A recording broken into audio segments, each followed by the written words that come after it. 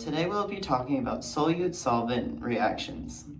Our two solutes will be salt and sugar, and we are going to see their solubility in our solvent, which will be regular sink water. To begin, we must pour each the salt and the sugar to its own respective cups and mix them. I'm pouring the salt in. I'm giving it a stir. And then I'm pouring the sugar in.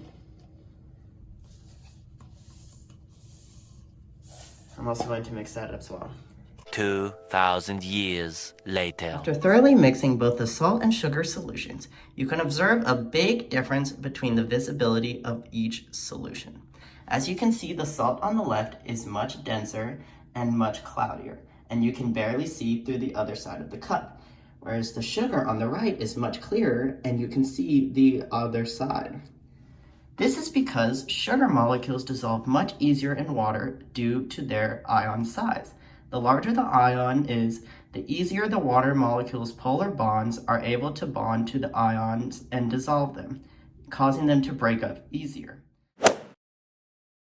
Because sugar is so much more easily dissolved in water, I added a lot more sugar in order to create a supersaturated solution. A supersaturated solution is when there is excess particles of that particular solute in the solution, because only a certain amount of particles are able to dissolve at a given temperature.